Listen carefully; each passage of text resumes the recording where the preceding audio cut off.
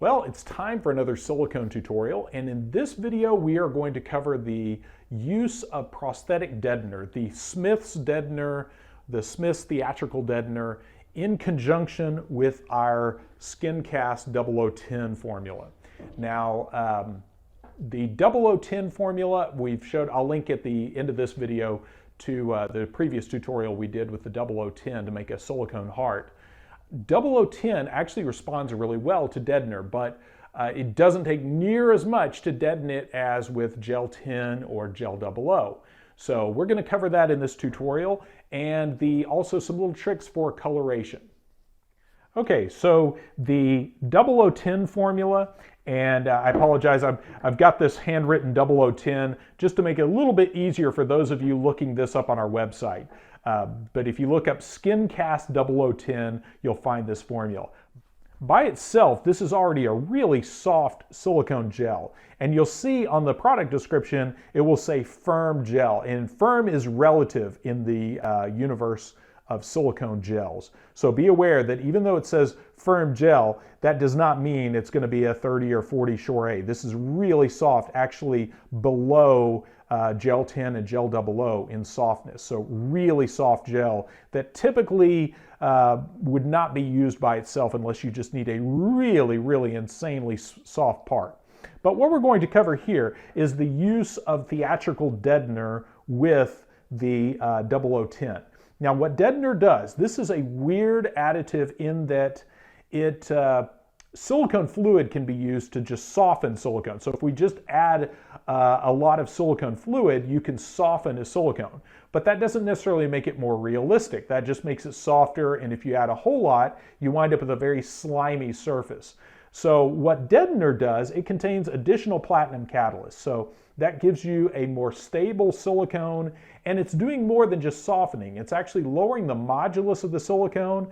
And that's that rate of return of when you stretch a silicone or a synthetic rubber material and it snaps back into place. That's not a quality that you typically find in nature, that organic materials, they return to their original shape, but they do it more organically than that snappy synthetic feel that you get with a lot of synthetic rubbers. So that's the function of deadener, is especially with animatronics and things like that, and especially silicone prosthetics, by deadening the silicone, you get that much more realistic movement that you get with organic tissue rather than that snappy quality that you have with just straight silicone. Now to illustrate this, we're going to make a silicone breast form. That's probably one of the better anatomical parts to illustrate some of the properties of deadener. And what we're going to do is create a skin membrane of straight 0010 and let that gel. And then behind that, we're going to cast heavily deadened or relatively heavily deadened 0010 behind that to fill that in. And of course, we'll cap that off with a thin membrane of more 0010, just so that is all incorporated there and doesn't have any kind of sticky surface to it. Now this, of course, is an ArtKast resin mold. This is just kind of our budget, general purpose casting resin that's great for this sort of thing. And this has been previously released with Eject-It 33. Now, when you're casting silicone into resin molds like this, very minimal release is required. And since this doesn't have a lot of, this is a pretty smooth part without a lot of surface texture, very little release is needed. Typically, release when you're casting silicone like this is more for when you're doing really rough surface textures that might rip coming out of the mold. So especially when you're casting a really delicate silicone gel, that's something you want to be aware of, is it may not be so much sticking to the mold as much as the friction of demolding that part might tear that delicate encapsulating layer. So be aware of that. Okay, now this is because the 0010 is such a, and again, this is the SkinCast 0010, because that is such a low viscosity soft formula, that low viscosity causes pigments to easily drop out of it over time. So if you pre-pigment your parts A or B or whatever, just be aware that you come back to that a couple of hours later, those pigments will probably sink to the bottom. So when you're working with this, sometimes it's handy to go ahead and thin out some of the flesh tone, because our flesh tone pigment, just our general purpose flesh tone, which is a great color by the way, what I will do when I'm working with this a lot, I'll go ahead and scoop out a little pea-sized glob of that. And then I pre-mix that with some silicone fluid, just a small amount, just so I can make a dispersion that has a lower viscosity to it and suspends a little bit better than that.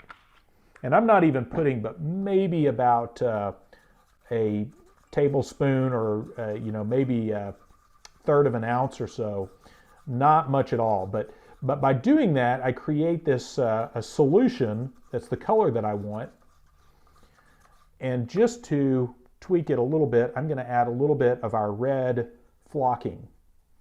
And that just gives us a little bit more organic color. And I've done that before too, where I've mixed, taken my silicone fluid as a base, and then mixed in some pigment and some different flocking colors to go ahead and have a color dispersion ready to go that incorporates both silicone pigments and flocking. So another one of those little tricks that you can use if you are so inclined.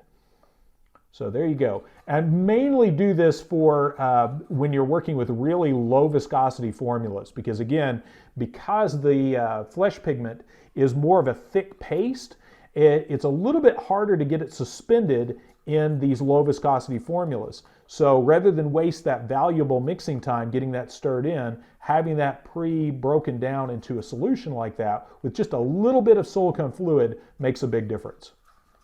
So that's ready to go, and that's enough to pigment probably a few quarts worth of this particular formula of silicone.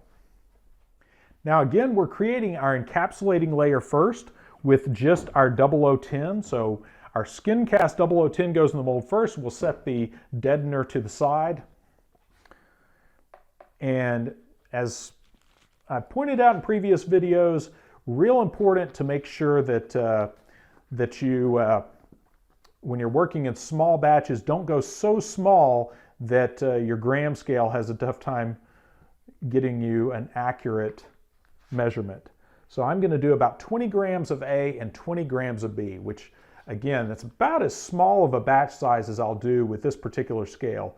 If you're working with really sensitive equipment where you can get just decimals places of a gram, like milligrams, then go for it. But just be aware there are limitations to gram scales.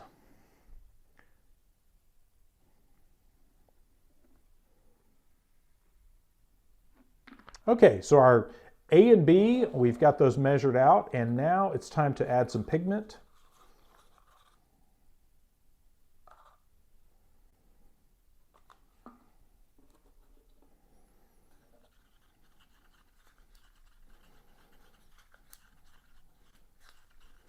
And there's our color right there. I'm going to go a little bit more intense on that.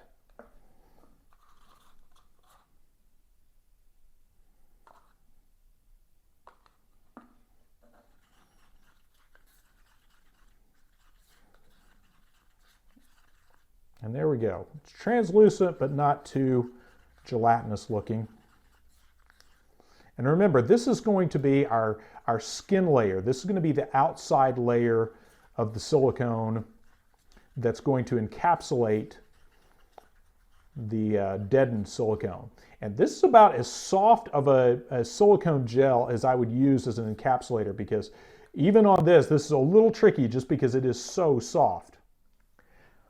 Now, one of the other little neat attributes to the skin cast, the 0010 will respond to tin thicks thickener.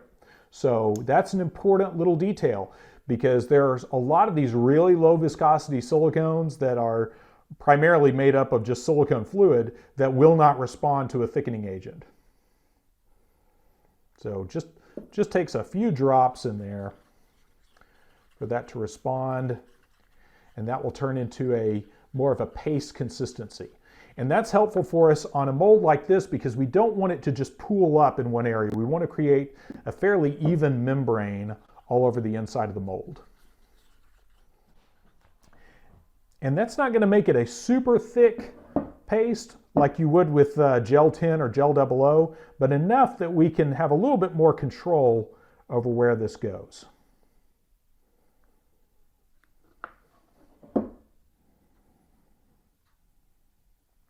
And I have had applications where I've reverse painted into a mold, and that's a technique too that hopefully we'll have some, I'll cover in a future video, that you can actually paint silicone in layers in reverse to get some really realistic skins going that way. But it takes a lot of planning and very careful work to do that.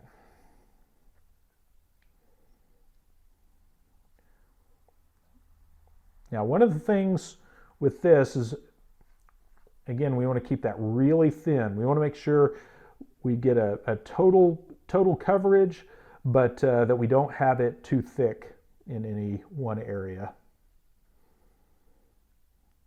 And you're going to have some leftovers because this is such a small batch, that there's such a small amount of silicone that it takes to do this. Have something else handy to do with that extra silicone. Sometimes I use that for little samples. There's all kinds of things, but that way you don't feel bad about wasting silicone. And you've got to have other little widgets, like we have a little just general purpose ear mold that we use here at our shop for samples of silicone and things like that. It's a great use for that extra additional silicone. So there we go. So there is our skin.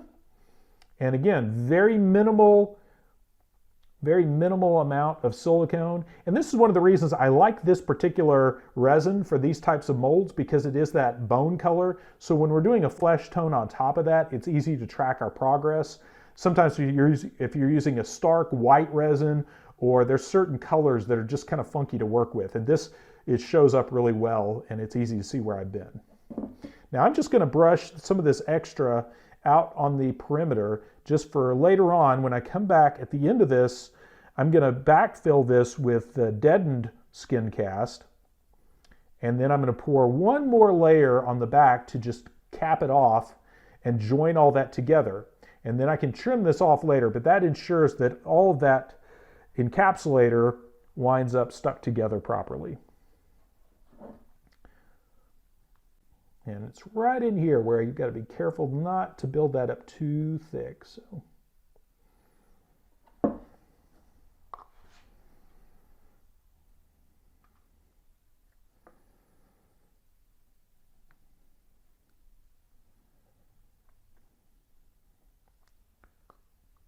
So there we go. Got a little bit left over here, but not too bad. So now one thing we can do at this point when we're doing a thin membrane like this, we can use an incandescent work light to speed this up.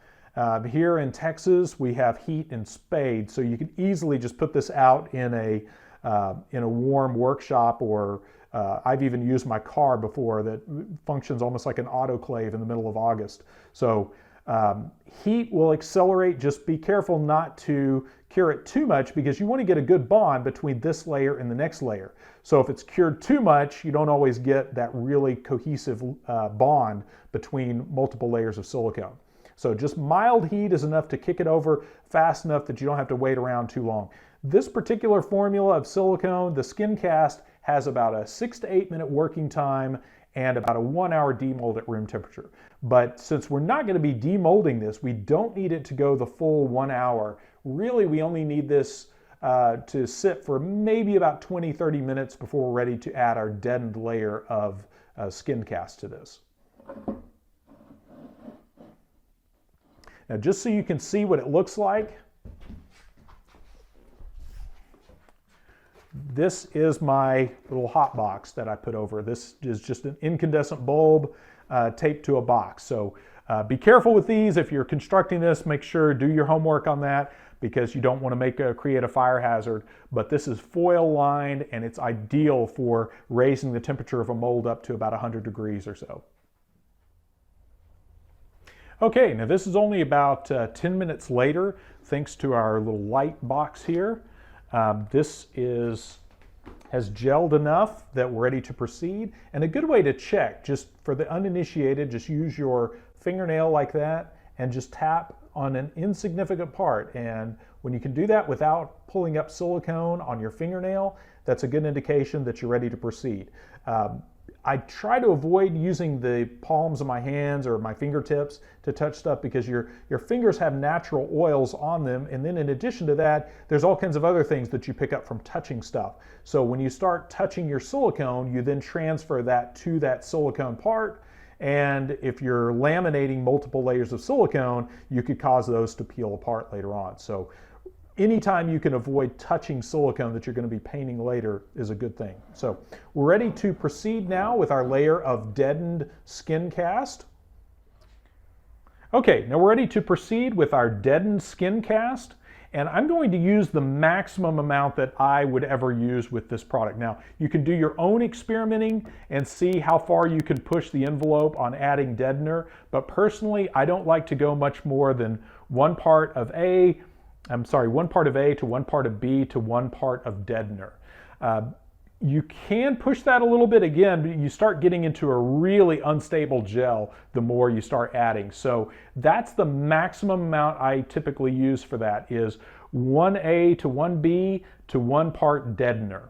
And again, this is the Smith's deadener, not to be confused with the deadener LV, because the deadener LV I'll cover in another tutorial. That's a totally different ratio for that.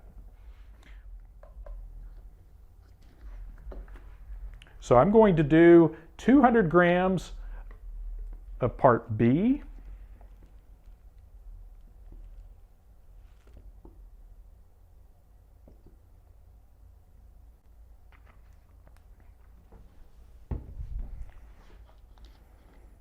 And this is in no particular order here. You could go A to B, B to A, or whatever, but 200 grams of part A.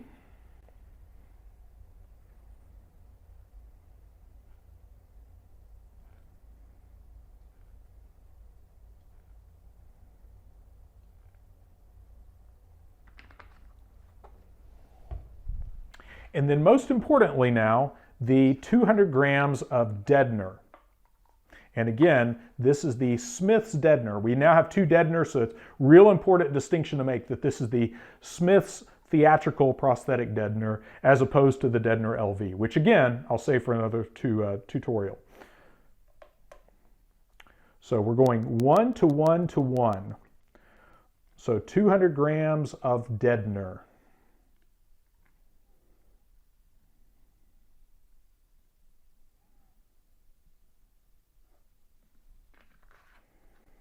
Okay, so since we're dealing with a very low viscosity silicone formula, I've got my pre-mixed silicone here, and I'm just going to pour some of this in. This is my silicone pigment that I've mixed with flocking and silicone fluid just to make it mix that much easier into our silicone.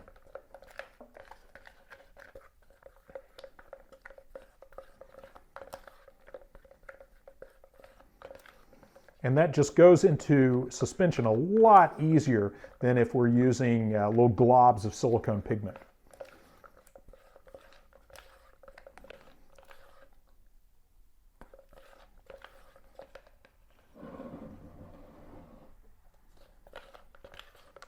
Now again, we're going to have more than we need here, so I'm going to use some to pour up a little sample chunk. But this is low viscosity enough that you can vacuum degas it, but there's really not a need to or something like this. But if you needed to do that because of that working time, even with the deadener added, you still have a working time of about 6 minutes. And if you have a good vacuum pump, that's typically not an issue. The one we use here in our shop is about a 2-gallon chamber with a 6 CFM pump. So that's enough to easily degas in a reasonable amount of time.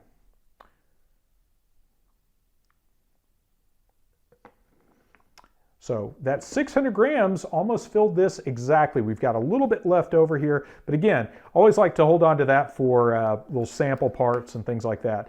And especially if you're new to this, always a good idea to pour up some of these and label what the different chunks of silicone are so you can go back later and cross-reference which softness you like. And again, this is 1 to 1 to 1, 1 part A to 1 part B of skin cast and 1 part theatrical deadener. And you can do your own tests and see if you want to push that further, but in my experience, that's about as far as I'll push this without pushing this into the realm of unstable gel. Now again, for the sake of time, if you want to speed this up a little bit, you can use a hot box for this to speed that up.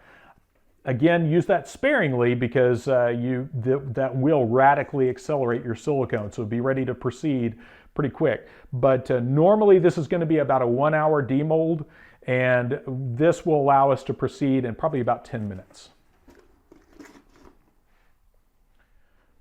Okay, so it's about 10 minutes later, and we're ready to check on our deadened silicone. And this, I'm going to break the rule and go right up in here. And you see how that's kind of tacky? That's perfect. So we're ready to proceed and put one last layer on the back. And by the way, this is also a good formula. That 1 to 1 to 1 ratio is good for flat mold prosthetics. If you're looking for an inexpensive alternative for that, you could always use the Skin Cast 0010 with deadener, mixed 1 part A to 1 part B to 1 part deadener. Okay, we're now ready to mix up our final layer of the Skin Cast 0010, and we're going to just use that to cap off that sticky backside. Right now, if we let this cure as it is, this would basically be self-adhesive. So if you're doing an application where you wanted it to be sticky, you can do that. But in this case, we want this to be a simulator that's encapsulated completely with non-sticky silicone.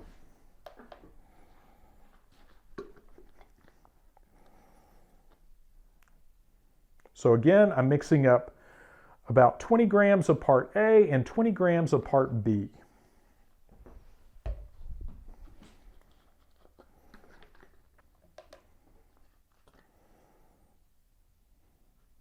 This is a very inexpensive silicone in relation to our other silicone products. So this is one that if you go a little bit over on mixing, not a big deal.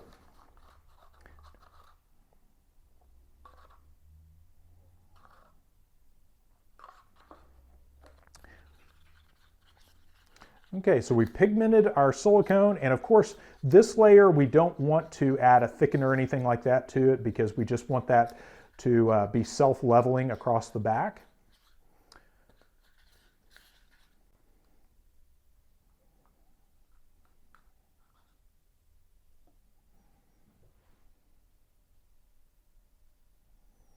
And again, I want to make sure that comes in contact with that encapsulating layer that I put on the front. That's why I got that all the way out on that edge, so I can make sure that all joins together. And then I have one nice cohesive piece of silicone as my final part. So we don't need much. This is probably not even 1/8 of an inch thick on the back. We just need enough that it encapsulates that all and keeps any part of this that's exposed from being that sticky deadened silicone. And again, one more time, we're going to put our hot box on this and to speed up that cure. And we'll be ready to demold that in about 30 minutes. Okay, we're ready to demold our part now. And this is our extra deadened skin cast that I set aside. And this is a good way to again, monitor whatever's happening in your mold so you don't demold anything too early. But just to give you an idea how this behaves without any kind of encapsulating layer, that's what it does. So it's really sticky. So just to take that a step further, this is what deadened silicone looks like without a membrane or an encapsulator on the surface. So really sticky and very, very pliable and barely holds its shape. So that's why you really need some kind of membrane or encapsulating layer on that to protect that. But there's a lot of neat stuff that can be done with deadened silicone just because it does have that surface tack to it. That allows for self-adhesive appliances. And when gel tin and deadener were first invented, first introduced to the special effects trade, that self-adhesive aspect was a big thing for it. So anyway, moving along to our deadened silicone breast model here, we're going to carefully peel this up.